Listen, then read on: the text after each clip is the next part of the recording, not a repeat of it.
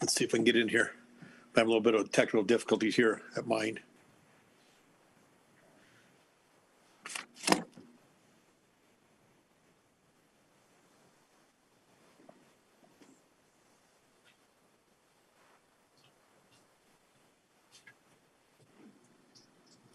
Are we all present here? I'm having a tough time showing everybody, Kate. I will do a roll call now. Commissioners Brown. Please.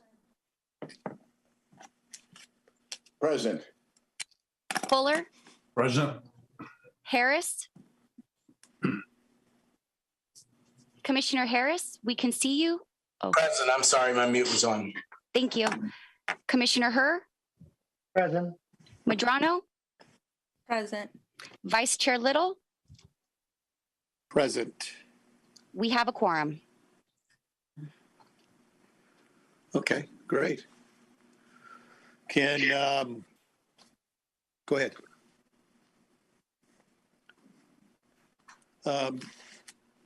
Dr. Brown, would you like to lead us in the Pledge of Allegiance?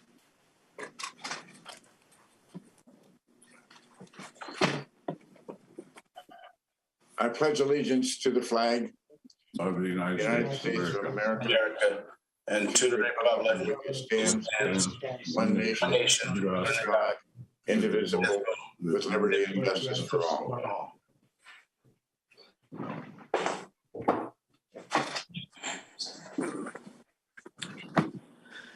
Kathleen, we have nothing to be removed. Has everyone had a chance to review the minutes from last meeting? I take that as a yes. I have.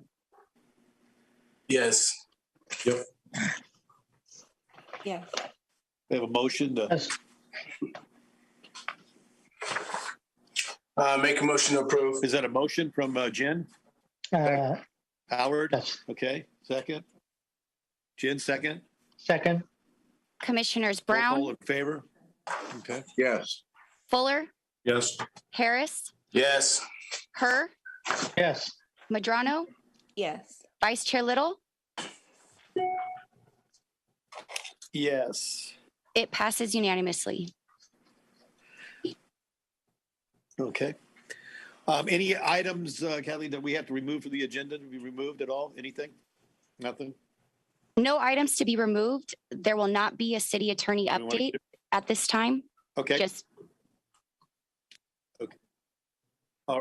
Okay, then let's get into our commission reports as far as the presentations, LA County Sheriff's Department.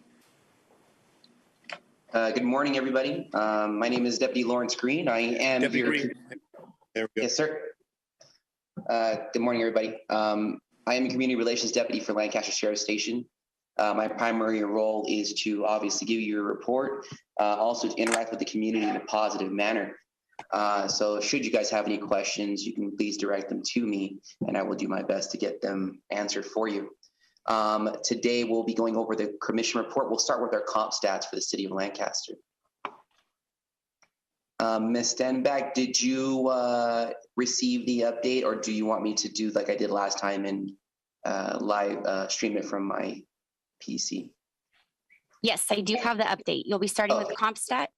Yes, please. Just a moment.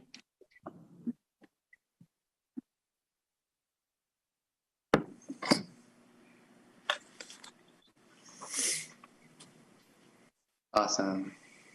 So this will be for December of 2021. We have to go a couple months back to get accurate numbers because as stats get updated into our system, it takes a little while to get updated. That's why we're doing December of 2021.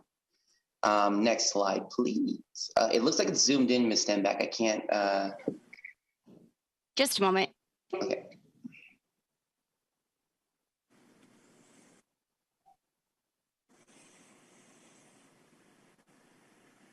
All right, perfect. Okay, we're gonna be, let me move this out of the way so I can see what I'm looking at. Okay. And is that the first slide or is that the, let me see here. There we go. Perfect. We'll start with our homicides for the month of December. They're going to be down, averaging around 3, holding steady. Next slide, please. For the month of December, our rapes are still averaging around 6. Those are leveling out as well. No changes. For robberies, they're down a lot. They were averaging around 22, but they're more around 15, which I'll be going over when we get to the city stats. Aggravated assaults over a period of a year. For the month of December, we're also down quite a bit. We were averaging 69, but we're more around 53, give or take. Domestic violence related aggravated assaults are also down for the month of December, averaging 9, but we're more around like 7. Burglaries are slightly up, averaging 50. We're around 58. Larceny and thefts have gone up in the month of December. That's most likely due to Christmas. Gifts being put out in the living room, easy to be seen. They have gone up quite a bit, averaging 98, but we're more around 122. Grand theft vehicles have gone down. We were averaging 90. We're around 107, 108. Arsons have slightly gone up. We were averaging 5, around 6. And these will be our hot spots for the month of December. We look closely. We're just about Lancaster Boulevard in the business district along the Boulevard Sierra Highway. Another major hot spot would probably be around 10th Challenger in J, and then right after the 14 freeway, right in that little business area. Any questions as far as the hot spot or the comp stats? Hey, Deputy Green, can you explain? Yeah, on the hot spots. Yeah, on the hot spots. Could you get a little more detail on the problems that are happening in those hot spots? What are they?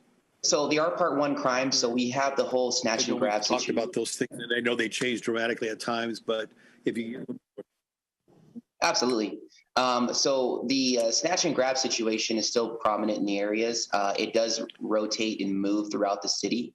The Part 1 crimes, a lot of it has to do with petty larceny, them knowing that, you know, the consequences for stealing under 950 are non-existent, but they move. So what we'll do is we'll have a team dedicated to hit that area.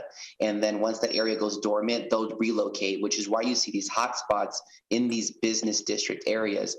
Most of the time, the cause is larceny. So that being said, every time we do our report, you'll see these hot spots move, and it's usually going to be in a business area, not really a residential area, even though we do have residential hot spots. If you see something in a residential area, it's most likely a burglary that's occurring in that area. So, but the deep red is usually in the business district, which is pretty much larceny.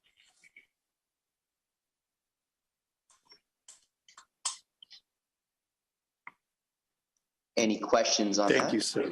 Yes, no worries. Let's move on to our Commissioners, any questions for Deputy Green? Hey, Deputy Green, yes, Commissioner. there's a new Hold on a hotspot. second, Jen. Jen, Yes, sir. Jen, you're muted. I did. Commissioner Little's a little. I'm sorry, Chairman Little. You're a little lagged, so it's a little bit of a delay between us speaking and you hearing it. Just so you know.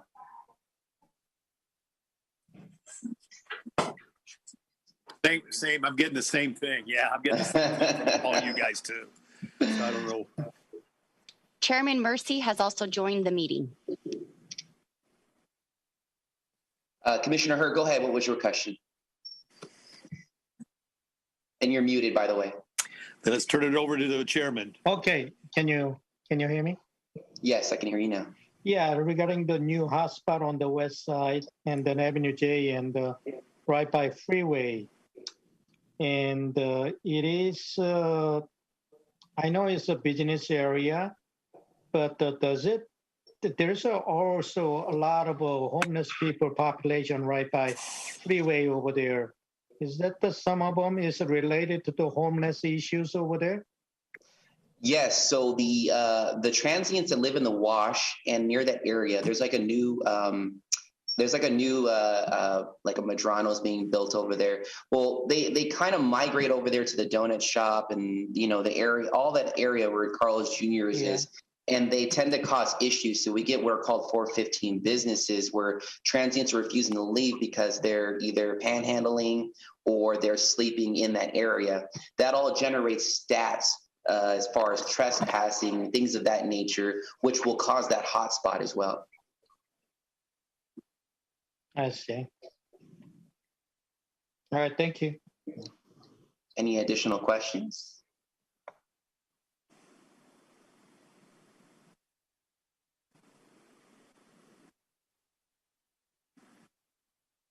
I thought I unmuted, but I did my camera. We've had some field representatives out in the field talking to business owners who are very concerned about the homeless situation. Is there some strategy that we can give to them to help? I mean, the smash and grabs are horrible. The homeless harassing customers as they come in, that type of thing.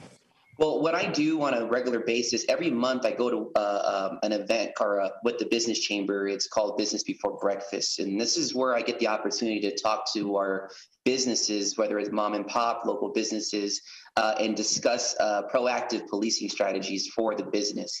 It's held in Palmdale and it's rotated between Lancaster and Palmdale every month.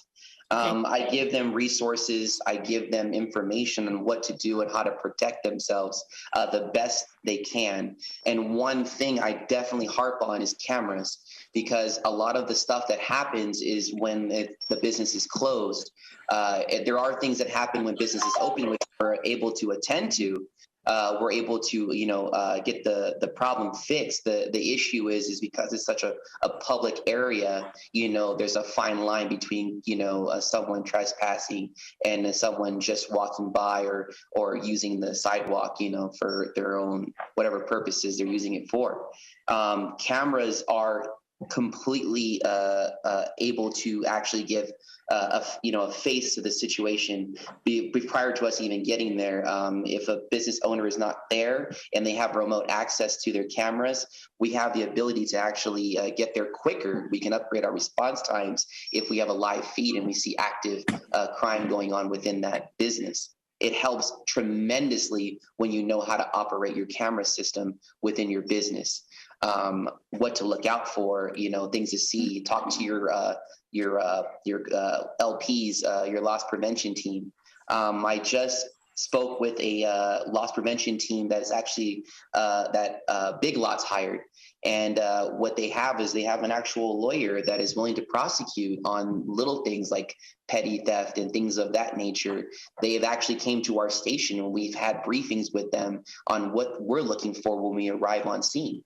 So things like this is very helpful for small businesses when you know what to expect when we arrive. We want to be able to get all the data as quickly as possible, as well as catch the bad guy. But a lot of people don't even know how to operate their DVR, which is the recording system on their camera. And that's why I like to go out to those business before breakfasts, is to actually, give them information and explain to them that this is very important and you need to understand how this works. So that way we both get the situation completed without being frustrated with each other as far as getting the job done. Excellent. Do you have anything printed that you give out to business owners? Yes, I have a bunch of different flyers that we do give out to business owners. I don't have them on hand, but I bring the booklet with me. Every time I go to business for breakfast, I'll bring pamphlets and information to share. We might be interested in getting some of those to include with our meetings with them. I know that some of them are very small yes, businesses. But anything will help. Yeah. But I feel like if they have at least the information, that would be helpful. Thank you so much. Yep. Any additional questions? Deputy Green? Yes. As a business owner and time to time, and my employees, whenever they have an issue with the homeless people in the parking lot or inside of a business, but according to my employee, when they call sheriff station, they've been asked question: is it private property or they ask questions of private property first. So when my employee answer that question, yes, it is considered as a private property, then the station asks call city. It's Jason's over there. I see him on the city manager, Jason over there. But and there's some kind of a line between the sheriff station and city, how they handle the homeless problem. Yes, we have a city liaison. We have 2 deputies assigned to the city on Lancaster Boulevard that attend to the homeless there in certain areas of the city. We are obviously short on resources. We will exhaust whatever resources we have to address the issue. But yes, you are correct. There are certain deputies assigned to assist with transient problems in certain parts of the city, which the city has hired them to do. As far as our regular units that are out in the field, we will address the situation wherever it may be, as long as it's within Lancaster. But it depends on our resources and if they've been exhausted for that day or if we're tied up on calls. That will determine who responds.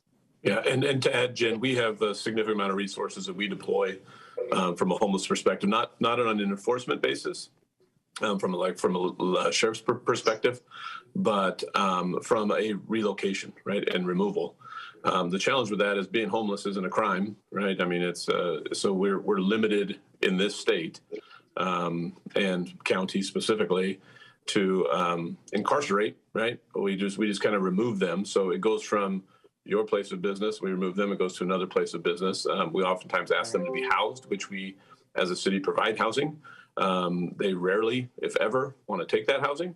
So we're limited in our tools to solve the problem from not only from a state perspective. And then we also have a DA. I don't want to get too political, but we have a DA that has challenges enforcing enforcing the laws, even if we do cite. So we're in this position where we spend a significant amount of resources, not only sheriff resources, but internal city resources, literally picking up camps and trash and garbage. It's millions of dollars a year we deal with, and the solution, frankly, is going to be at the state level. I see the assembly members' offices here, and the county level, because we spend a significant amount of time and energy. So if you have those calls, if it's an emergency call, you got somebody breaking the law. Well, that's still somebody's stealing, even though they're homeless, doesn't mean they're still stealing. But if they're homeless, loitering, we can't ticket them. We just got to move them out. And we do have a significant amount of resources that will help you do that, and any business do that. I appreciate that you guys comment, but I want to make it really simple, because we are in another meeting this morning, and the Commissioner Harris brought it up, and front of his business, homeless people sleep in, and his employee, which is his daughter, and trying to come to work, and it just scared heck out of her, because she thought it was some kind of a bag, and it happened to be a person. But the same thing happened to some of my businesses, and when we call, that's the thing, and the sheriff's station asked for the private property, and then we say yes, and they ask us to call city. And we do whatever we could as a small business owner, protect our business. And we had the signs posted and personal property, no trespassing, all that. But there's any kind of a number, we can pass it out to the small business owners. So Deputy Green, and we can definitely use for tomorrow meeting at the copy with the deputies, pass it out if that kind of things. Do not call sheriff station, call city for this hotline, Well, it shouldn't be that way.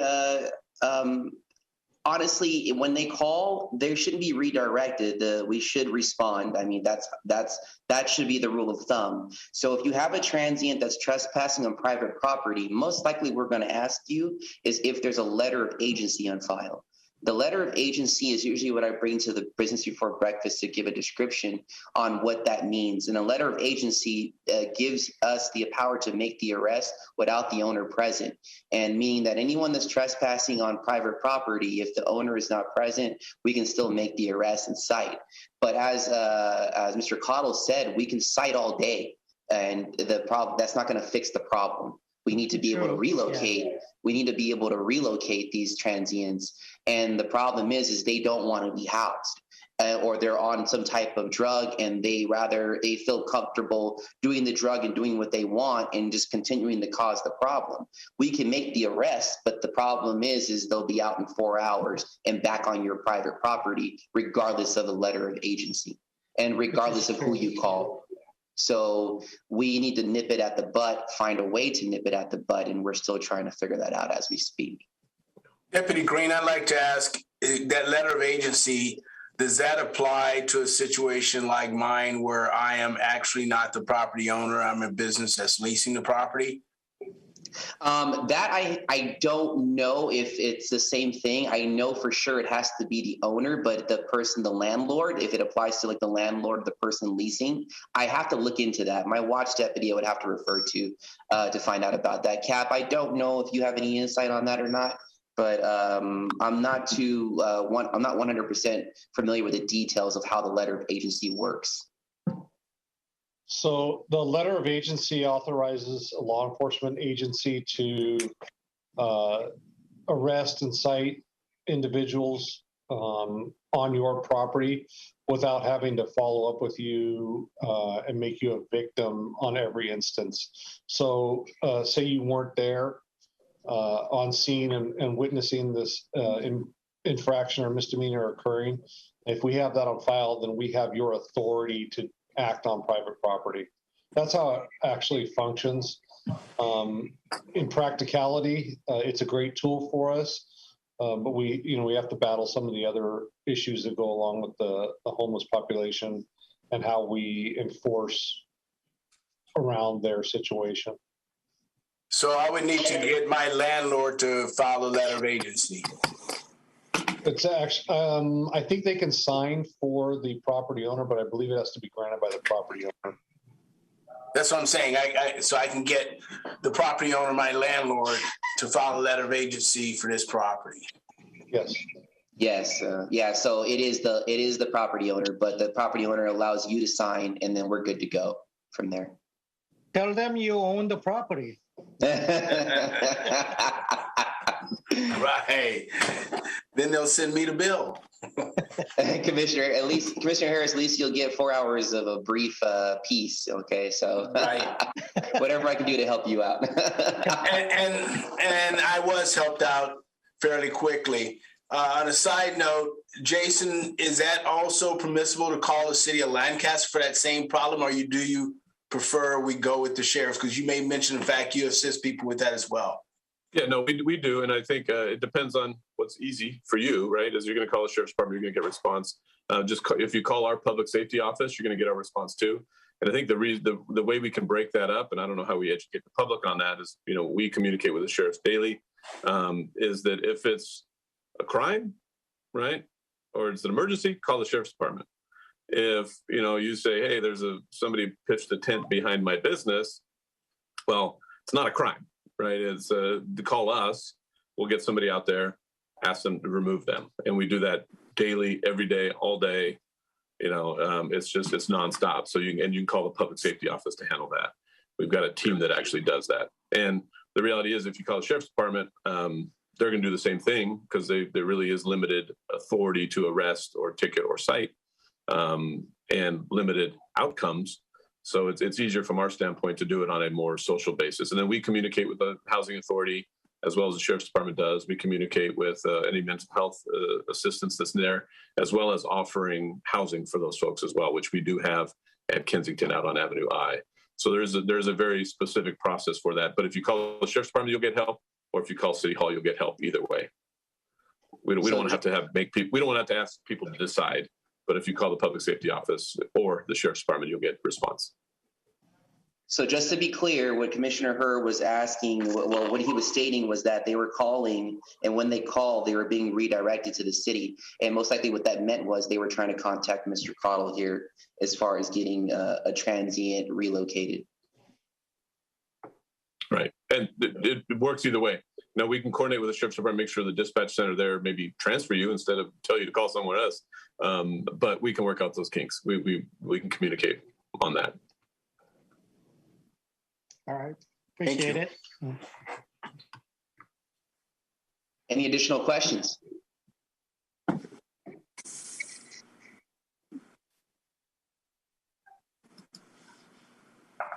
All right, we'll move on to our next slide, or our next presentation, which is our city, if it's our Crime Commission report, please.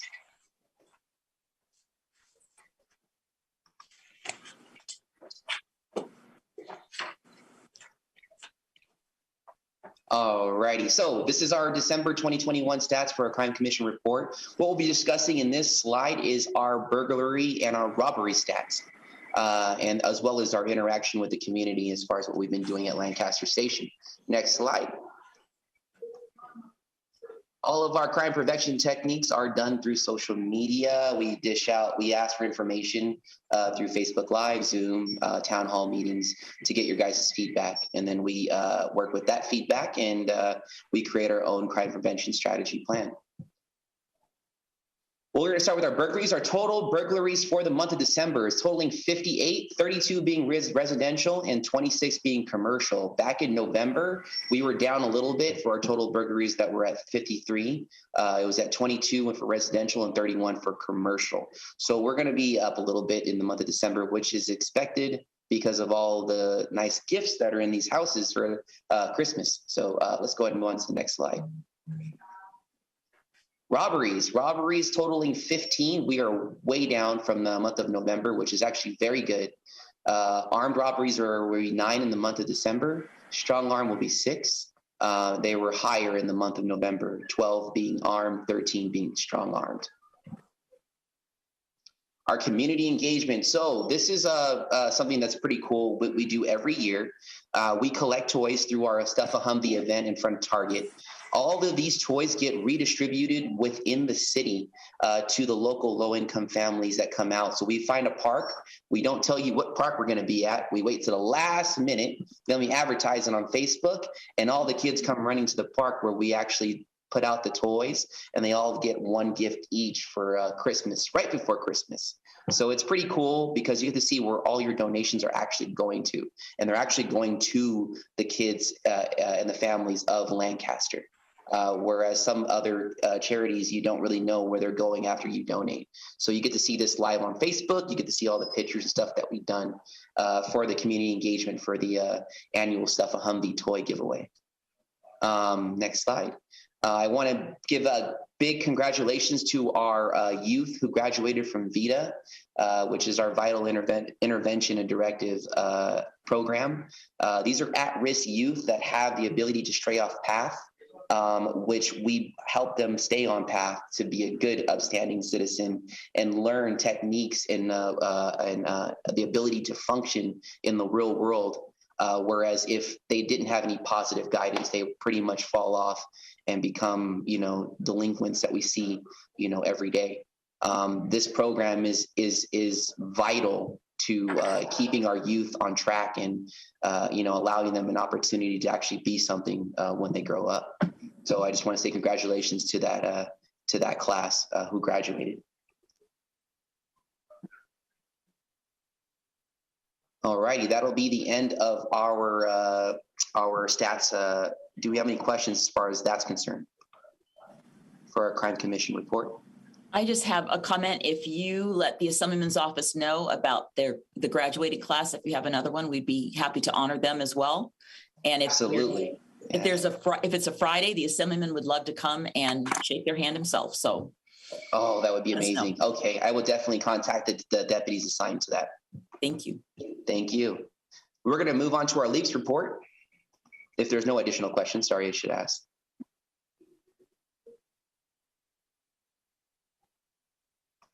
Awesome. Let's go ahead and move on to our leaps report. Excuse me. I lost. Oh, there we go. Okay, perfect. Okay, I'm not going to bore you guys with reading word for word, okay? So as I did before, on your right-hand side, we have all of the green square boxes. The green square boxes represent what LEAPS has assisted us with, and I will be reading that off. You have pictures that are on this progress report, so you can see what we see from the air, and it gives you a little bit of a better visual as I'm explaining this process. So LEAPS acts as if we had our own aero unit. Our aero unit is the helicopter that flies over and locates fleeing suspects, fires, things of that nature, except this person is manned and is in an airplane. This airplane is way higher than any helicopter, and you will barely be able to see it with your own eyes, but it is up there flying around the city, and it has an ability to zoom in extremely far, as you can see, where we can actually see the details of the vehicles and the people that are on the ground. This is extremely helpful to our city because we are, like I said, one of the busiest cities in LA County. So we definitely need this program because this program helps lead to many arrests. LEAPS for the month of December led to 3 arrests, which is what I'm reading on the right-hand side in the little square boxes. We'll start with the one with the little handcuff picture at the top. Traffic stops, 17 traffic stops. Burglary and robberies will be 6. Fights and assaults will be 10. Persons with a gun, 7. Other offenses and suspicious circumstances will be 20. If we go and we put it in a perspective of percentages, LEAPS helped out with 29% being involved with people, 5% involving arrests and detentions, 9% involving property, 26% including which is involving vehicles, and that means whether it be DUI, stolen vehicles, drunk driving, all of that, theft, auto theft, it's all included in that 26%. And then 31, just observation, stakeout people. We have other agencies as well as our own that do stakeouts, and LEAPS helps us out with that as well, just in case the suspect decides to flee. We got an eye on them, and we don't have to risk the community being injured in any way if we have eyes above. This is our LEAPS progress report for the month of December. Does anybody have any questions regarding the operations of LEAPS?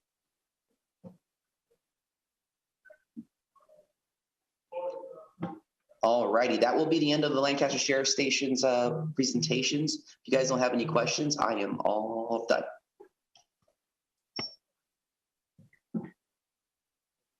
Okay, thank you very much, sir. Thank you. LA County Probation. Hey, good morning, everyone. How you guys doing? Doing well. How are you? Let's go Rams. How would we start with that? Something positive. Yeah. And I wanted to, real quick, Dr. Brown, this is for you. Just want to say thank you to your staff over at AB Hospital. My brother was taken into the emergency room about a month ago with some serious medical conditions, and they were fantastic. And I just wanted to let you know that. And I'll let them know that. Thank you. I appreciate that. How's your brother? He's much better. Thank you so much. But he was pretty serious, but they took good care of him. So I wanted to pass that to you. So thank you so much, and your staff. All right, so good news. We have our mobile unit that's arrived here. It's in our, and I wish I was a little bit more tech savvy. I would share some photos of it. We're gonna hope to have it up and running in the surrounding area, in the region. East Lancaster, North Lancaster, where we can deal with some of the people that are transient or homeless on probation.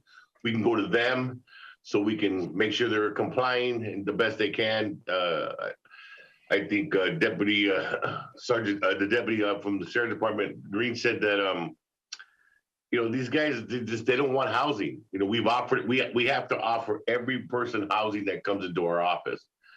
And a lot of them just don't accept it. They just want to do their thing. And maybe it's their cat and mouse mentality, hide and seek, whatever you want to call it. But they just don't want any connection. So they choose to live out in the cold. And the average person is going to be like, why would you live out there in the wind, the cold, the heat, and so on and so on. So the department came up with an idea about the mobile unit. So we have it up here now. It's parked at our office. And we plan to put it into motion probably within the next 10 days, we're hoping, to get clearance. We'll definitely communicate with the sheriff's department and all other law enforcement agencies when we are on location, where we're going to be. The reason for it, it's an unmarked vehicle. It's just a white van about the size of the Amazon. Like I said, if I had the ability to share those photos, I'd give you a better idea. But that's here now. So it looks like we're just a few days away from putting it in use, and we'll go from there. You know, like I said, our housing opportunities for our clients are near capacity. We always have a few beds available, so we try to fulfill them. But again, we get a few no's from our transient and homeless population. All our deputies are going to start training in the next week. In regards to saliva testing, we have a new testing for narcotics. We've been a little behind on this with all the things going on with COVID, but we're going to implement that very soon. I think training starts next week, or actually this week on the 10th. So a lot of our staff will be doing testing and how to utilize the new narcotic testing program. We do have a new supervisor in our office with the global positioning system unit, which is sex offenders and things of that nature. The more high upper risks that are not hard to keep track of. So they have a court order or a mandated GPS bracelet on their ankle. We have a supervisor here now in office, Danny Kamak. He has lots of experience with our special enforcement officers unit and stuff like that, but he's joining us now, so he'll be local. So that'll be good to have in addition to everything else we have here. And then we have our special enforcement officers are being very dedicated to the Lancaster area. Obviously Palmdale as well, Lake LA. So we're seeing a lot more things going on with probation in our unit to be more proactive. We've been kind of held down a little bit because of COVID, and 1 week we're going out, 1 week we're not because of restrictions and protocols. But it seems like we're back on track and we're doing quite well. So we have, and just in the Antelope Valley, and I don't have a breakdown of Palmdale, Lancaster, we still have about 600. We're at 598 of actual AB 109 documented clients that we supervise. So the average is about 28, 29 per deputy, which is good. It allows them to have more ability to spend time on cases, especially ones that are demand. We're averaging about 26 new orientations a month. So with the ones that are terminated, for various reasons, some are successful terminations, some are, violated and went to prison, and things and everything in between. So we're averaging about 26 new clients a month. Out of those 26 last month, 14 were considered high level that needed a little bit additional. So we rated it. I don't know if I've ever explained this to you all, but we have a statistical data collection thing where we rank them on how much we need to see them every month. So obviously, if someone's an ultra high or a higher risk, and they've shown that in their history, we're going to have a higher demand of them reporting in or us seeing them in the community. So say you have someone who's considered a high risk, we're going to go out there and they're going to come in at least 3 or 4 times a month. So we're going to see them quite often to keep them on track. And again, so we try to do our best to keep the community as safe as we can. And communication is probably our biggest thing in building that rapport with our clientele. So on the positive side, we're still working on reward systems. We're still trying to be proactive and being a positive influence on our folks. Our resources are still not as solid as we'd like them to be as comparison to the metropolitan areas down below, but we're getting better. We have a lot of support with Tarzana and Project 180. These are the mental health programs we have or narcotic programs we have. So we're still working on some of those things to make them better. So, we have little things here to help them get up. We have clothing in here for them. We have a couple of deputies. We have that collect new clothing or gently used clothing. And so when they come in, if they have nothing, we give it to them. We do have the carpenters. We have Yeah, with Paving the Way, we were affiliated with them. They're doing the carpentry program where they're training them in those skills, and we're getting people with jobs. And we still have the Invest program that's also affiliated with us through probation that we can refer them and they can assist them in getting a job. So we have some good things going on still, and so we're being productive, I would say, in assisting. And once I get those few phone calls from a couple of folks from last month, I think we can probably find a couple of decent employees. Maybe Crazy Autos can hire one of our guys to shoo away the homeless from your parking lot or something like that in the middle of the morning and give you a little hand there. But I appreciate all of you. But that's all I have for today. If you have any questions, I'd be happy to answer them.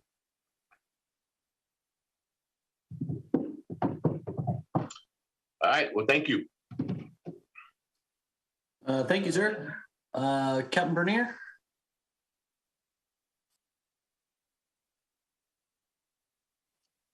Good morning.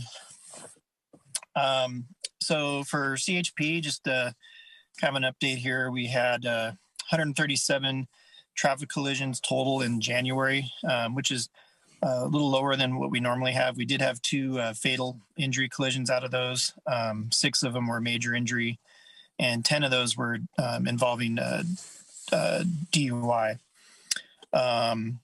We had 57 DUI arrests. We recovered 16 stolen vehicles, so just about one every other day. And that's been the case for the last several months. And we made 6 arrests for occupied stolen vehicles. We also made 12 drug arrests. And we had 44 homeless contacts. And on the subject of the homelessness issue and the drug impairment issue that's going on, we've been doing a lot more removals from the freeway right-of-way. And when we do those, we just recently did one on Avenue K on the 14 on the state property side. Caltrans will go out there, we'll coordinate with them, they give them notice, and then within 48 hours we return, and anyone who's still remaining, we relocate them. We always work with Valley Oasis, who comes with us to offer them the assistance, but like everyone was saying earlier, rarely, if ever, do they take advantage of that. Just recently, we noticed that some of the people that we had removed kind of moved back into the area within a couple days. So we're heading back out there today. And if those are the same folks that we had just had move, we're going to make sure that we relocate them and relocate the trash and the property that's on that property that came back in after we had already had them leave. We continue to do the special enforcement unit details. We, with the Sheriff's Department, which has been working out really well, rotating between unincorporated jurisdiction within the city of Palmdale and within the city of Lancaster. And I think those have been highly successful, the ones that we've done. We try to do those on a monthly basis. I wanted to thank Captain Lecravane. He invited us to do some active shooter training with his people last week, and our people went over and took advantage of that. Which is a good thing. You never know who's going to be around. When we had that shooting at Highland High School a few years back, one of our guys was the very first to go in alongside some sheriff's deputies. So it's always good for everyone to be prepared for that. We also did some joint training that we offered for deputies to attend for the LiDAR and radar for traffic enforcement, which I knew they were in need of. So it's been a good cooperative relationship out here, and it's really good to be working together with really good people. And we've had a lot of good captains come through there, and so far so good with John. That's all I have prepared. Do you guys have any questions for me?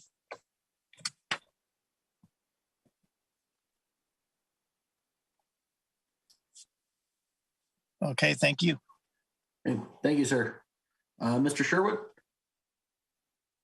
Yes, good morning. Okay, for January 2022, we filed one felony arson case. There's just not a lot of arsons that we file. That's down from 2 in December. We filed 6 auto burgs, down from 13 in December. The only other thing I wanted to comment on that is I did assign a prosecutor to help out with the catalytic converter task force. So there was a couple of deputy sheriffs that are working on a catalytic converter task force, and I did assign a prosecutor to vertically prosecute those cases. I think they did make one arrest that was, I think, in the paper recently. So I know they're working hard on that. I did try to help those deputies out by giving them a prosecutor that they can work with and can attend the trainings and hopefully help out with the prosecution of those cases. Burglaries, residential and commercial, we filed 6. That's up from 3 for December. Criminal threats, we filed 4, up from 3 in December. Drug sales, we only filed 1 felony drug sales case. That's down from 5 in December. Domestic violence, we were back up to 7 felony domestic violence cases, up from 3 December. Felony assaults with weapons or with or without great bodily injury, we filed 13.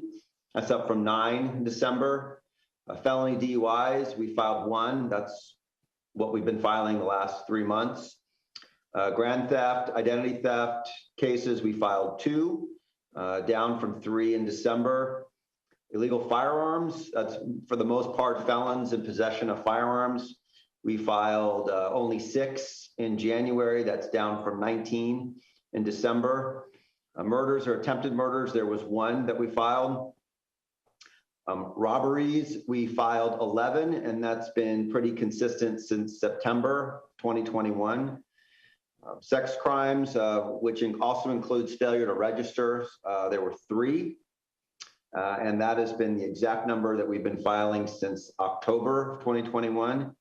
Vandalisms, we are at 2, which is down from 3 in December.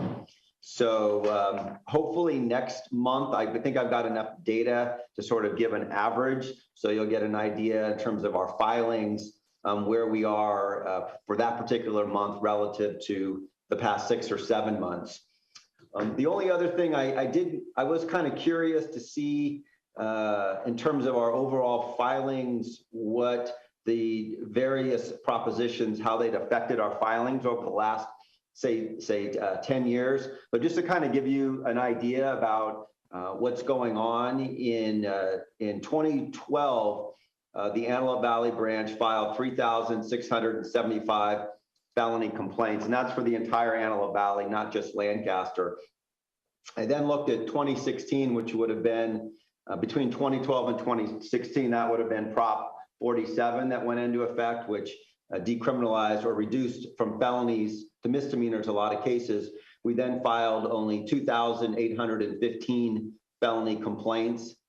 And then last year, obviously there were more things that went into effect. We filed 2,129. So over the last 10 years, we're filing 43% fewer felony complaints than we did 10 years ago. So unless you believe crime has declined 43%, we just aren't prosecuting the same numbers of felonies as we did before.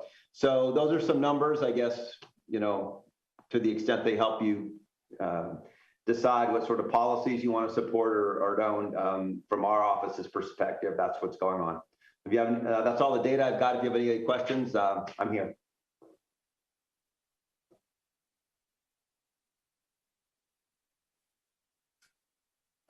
Well, I guess my question, and I appreciate the information, in terms of the number of filings, but do we have a way to compare what's being referred and because I know the month to month doesn't really work, but like number of arrests and from sheriffs or other agencies versus how many are actually being filed?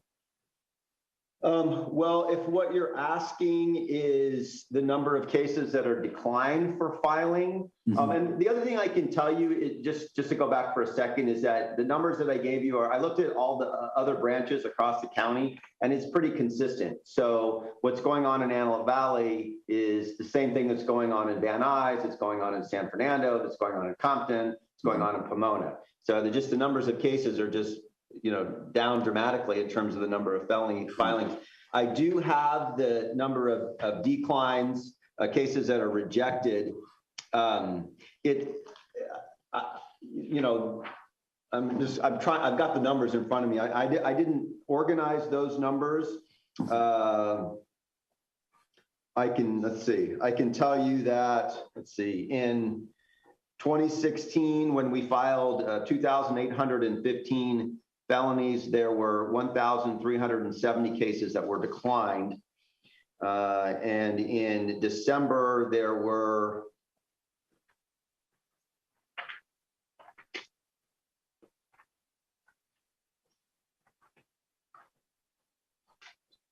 when we filed 2,129 felonies, there were 781 cases that were declined. So the numbers of filed cases are down significantly, but so are the number of cases that were declined. And they're declined for a variety of reasons. I don't know if that was your question, but. Yeah, that helps a lot. A question for Captain Lockervane related to this. So as a result of the DA's policies, are fewer arrests and referrals sent to the DA, knowing the new policies? No, every case that we are able to put together is referred to the DA. And then based on their filing policies, we absorb the cases that they are filing and the cases that are declined for filing. Okay. But every case that we have that we can put together for prosecution, we refer. Okay. Thank you. So, I'm sorry. Robert, just instinctively, it would seem to me that if you decriminalize misdemeanors, I know that's an overstatement, you're going to both free up police work for felonies, and that some of as people maybe get emboldened by decreased criminalization of misdemeanors, they miss the mark and start committing felonies at a higher rate. In other words, I would think that your office might even see a bump in felony filings because of decriminalization of misdemeanors. So if you're having fewer felony filings, then it must be a function of policy of DA internal policy. Am I reading this right? Well, I'm not sure that I would necessarily interpret it that way. I mean, I think what you see is you have not so much the decriminalization of misdemeanors, because that's not really what we're talking about here. What we're really talking about here is the reduction of felonies to misdemeanors. So, obviously, I didn't do a breakdown of what cases, in terms of the crimes, what cases were filed in 2012 and not filed in 2021.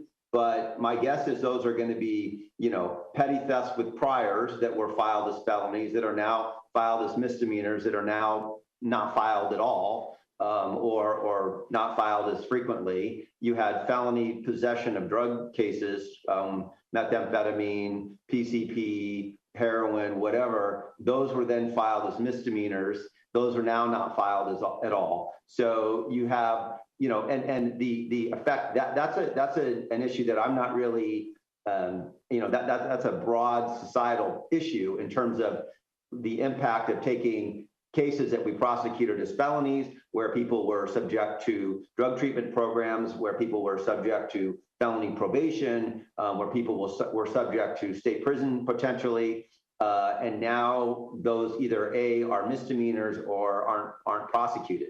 So the impact that has on society and on the Antelope Valley,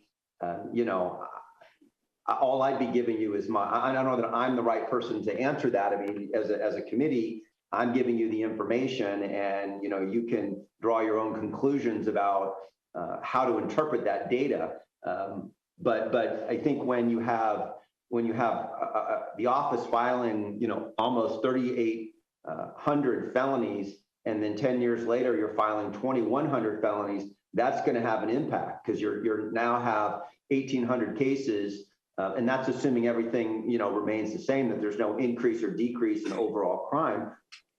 That's going to have an impact. Those are people that would normally been in the criminal justice system and either subject to, like I said, drug treatment or state prison. And it depends on your policy. That's either a good thing or a bad thing, right? Would you say that, and maybe this is what Drew was getting at, would you say that the filing for interpersonal violence and violent felonies has stayed the same while the filing for drug abuses has decreased? I think that's, I mean, I haven't looked at the data in terms of answering that particular question, but that would be my guess. And then the question is, well, the fact that you're now treating, less serious crimes either as misdemeanors or as not crimes at all, how does that impact violent felonies, right? So it's the broken windows theory, right? For those of you that are familiar with that, philosophy. When you don't prosecute drug crime, does that lead to more violent crime? I don't know that I'm the right person to answer that question, but that's something that needs to be considered as a community. Captain LeCravain, what's your impression? What's happening in the Antelope Valley because of this decreased, or I don't know if it's because of, but coincident with the decreased filings in the district attorney's office? Well, I don't have exact numbers in front of me, but I could tell you, based on property crimes as an example, that we have been trying to keep track of repeat offenders for property crimes who's either did not get a filing on a previous case or did not have a confinement sentence placed upon them as a result of a conviction or a plea deal. So those people there's no consequences. There's no motivation for them not to commit the crime if they're not being held accountable or being held in custody even. And those numbers continue to rise. And we've been, because of the people that we're arresting and they are repeat offenders, we actually have some data that shows that it's the same people committing the same crimes. Thank you. And I would agree with that. I mean, I mentioned before, I see the biggest difference that I see is, and it is in the property type crimes, people with multiple felony cases, which I never saw before. Like, I never saw someone with three felonies, and it's just not that it's just not that uncommon anymore to have somebody with multiple felony cases pending. So, I just think that's a problem. There is another aspect of that, actually, that Mr. Sherwood's been great about helping us, and I want to thank him for assigning that prosecutor to the task force. But that particular crime, catalytic converters, because we've been watching it so heavily now and trying to figure out an impact solution to it, is starting to entice people. This may be an area that crosses over, is we're starting to see criminals who involved in that property crime who are not only armed and prepared to commit violent crime, but are actually ready in the commission of that property crime to do violence upon their victims. We have incidents here in Lancaster where victims have confronted the suspects and been assaulted. We have some video from victims that they pulled off their Ring cameras where the suspects had lookouts who were holding firearms pointed at the front door of their house in case someone came out.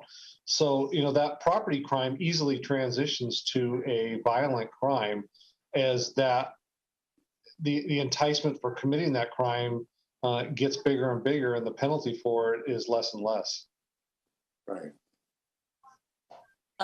If you have any sort of report with that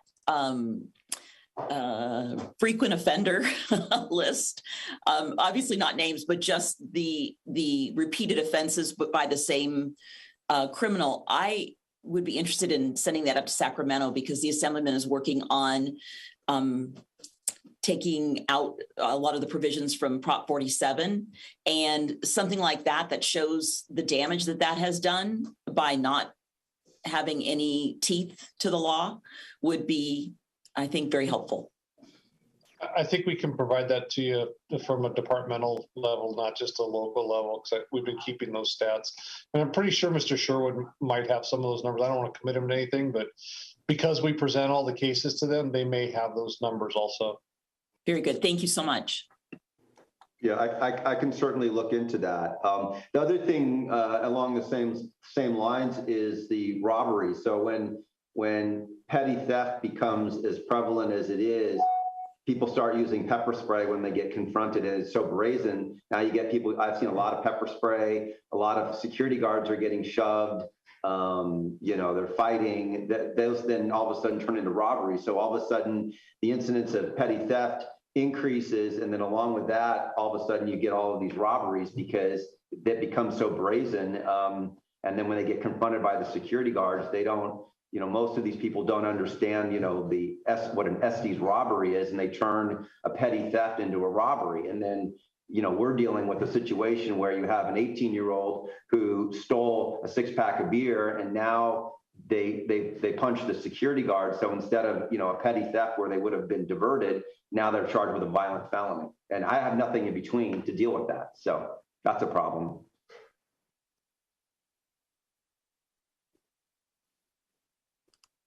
Thank you. Okay, do we have anything else for Mr. Sherwood? Hey, thank you, sir. Appreciate it. Next up, we have a city attorney public safety update. I believe, is Mr. Cottle still here? Yeah, turn on my camera. Thank you, guys. It's been a few months since we've reported, so I appreciate your patience, but we have some information to report on the public safety progress. As you know, other than what's already been reported. As you know, Lee DeRico retired at the end of December, so we've been working to fill that position with a new public safety director, and we have interviews. I think they're coming up either this week or next week. So we look forward to having a new leadership in that organization. In the meantime, we've been doing, I don't want to call it status quo, because we have made some changes in preparation for the new director. But we've kind of broken up the department into 3 functionalities. One is going to be contract services and contract administration. And that is a direct relationship with the Sheriff's Department's contract, animal control contract, and what we call CMC contract, which is our kind of the homeless and some of the other efforts we're doing out on the street. So when we talk about those resources that Jim referenced earlier, that is that level of services that we do from a contractual basis. And then we have the third function is going to be the internal enforcement function, which is our code enforcement, parking enforcement, as well as our park rangers in its own kind of division of that department.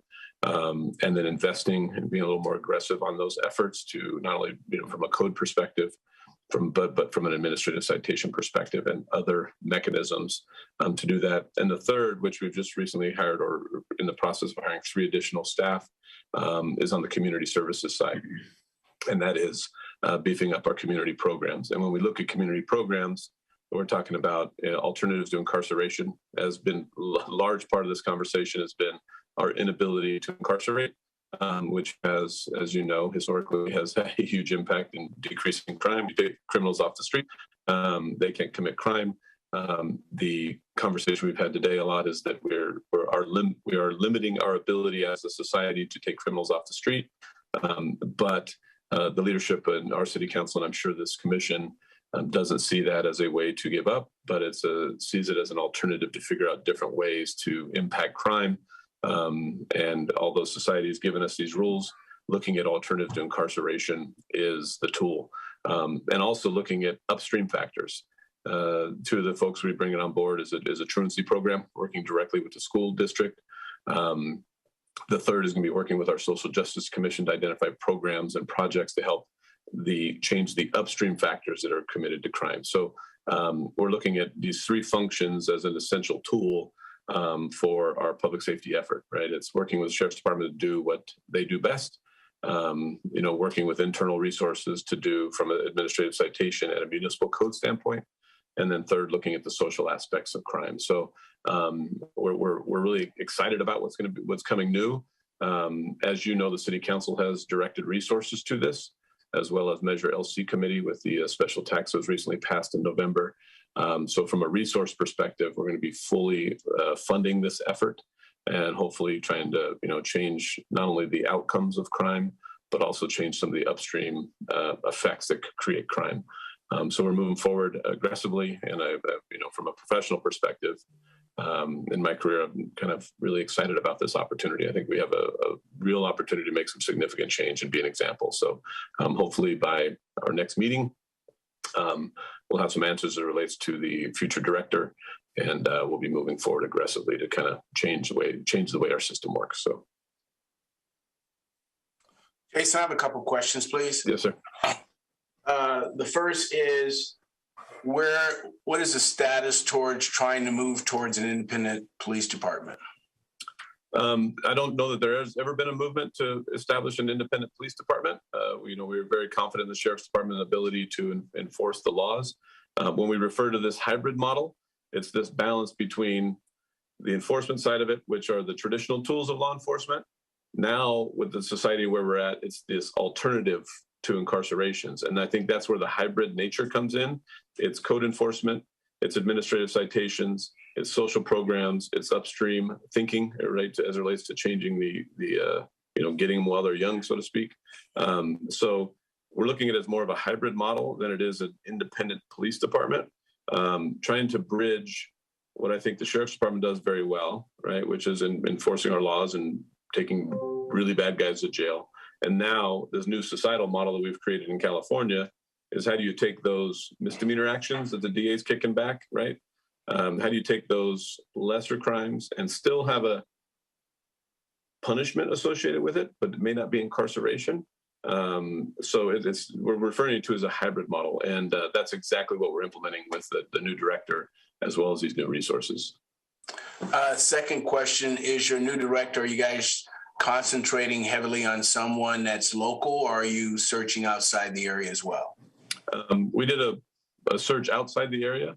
Ideally, what we're looking for is somebody with a previous law enforcement background, so they understand the law enforcement actions, more of an officer type than an administrator type, if that makes sense. And we always look ideally for local candidates first. Thank you.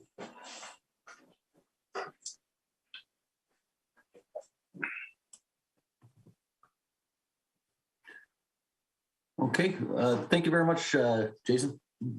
Thank you, guys. Next up, we have the legislative updates. Do we have anyone from Congressman Garcia's office?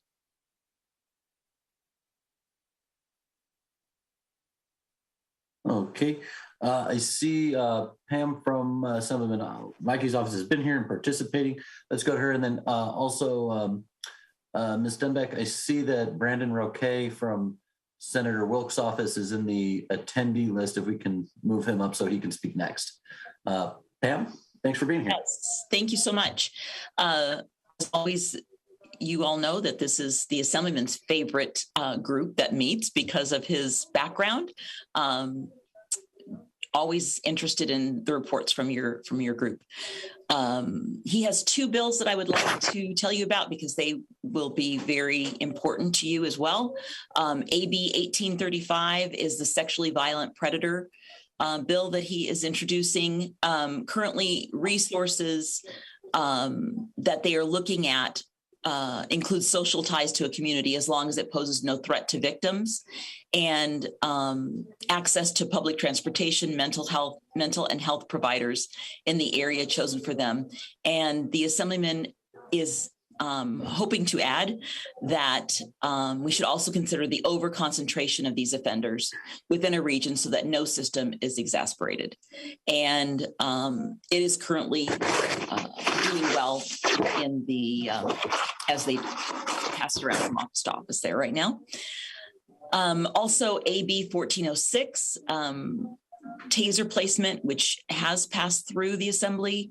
And this bill is a proactive measure to prevent fatal catastrophes by requiring law enforcement officers to carry their stun guns on the opposite side of their primary weapon. By separating their weapons to opposite sides, there is a decrease in the chance of grabbing the wrong weapon in the heat of the moment. So both of those are new that the Assemblyman has introduced, along with his revision for Prop 47, which we talked about earlier, and looking forward to some good news on both of those coming up very soon. Thank you. Anybody have any questions for Ms. Balch? Okay, thank you very much. Brandon. Good morning, everyone. How you guys doing? Good deal. Good. So I don't have a lot for you at the moment. We have about a little over another week for the legislature to introduce bills.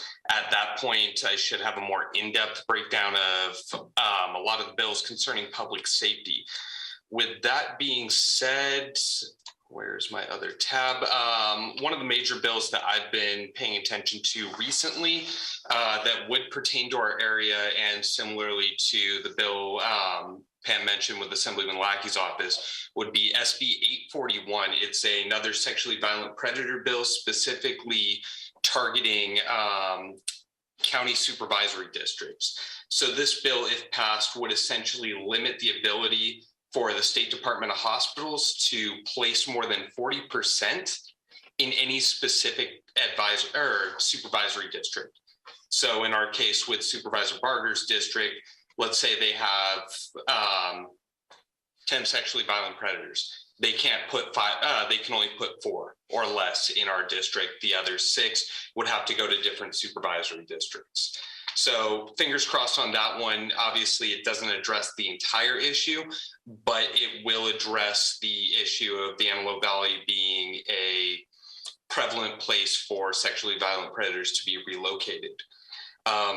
Aside from that, I do want to thank the Lancaster station. I've had a couple different cases with your office recently. You guys have been amazing. So truly, thank you for that. I've been able to close out a couple cases I've had on my desk for a while. So thank you. And that's it for me, Drew. Does anybody have any questions for Mr. Roque? Okay, hearing none, we are at the, any non-agendized public comment from the floor?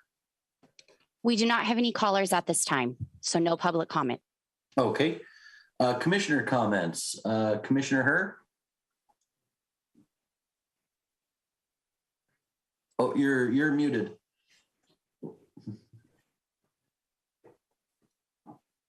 No special comment at this moment. I'm good. Thank you. Okay, thank you. Commissioner Madrano? None from me. Thank you. Thank you. Commissioner Harris? No comment. Thank you. Okay.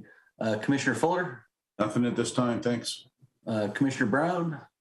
No, as I listen to this meeting, I'm struck by and grateful for all the work that law enforcement does in our community, and Mr. Sherwood and his office, and I just wanted to thank them. Thank you. Vice Chairman Little? None at this time. Thank you, Drew.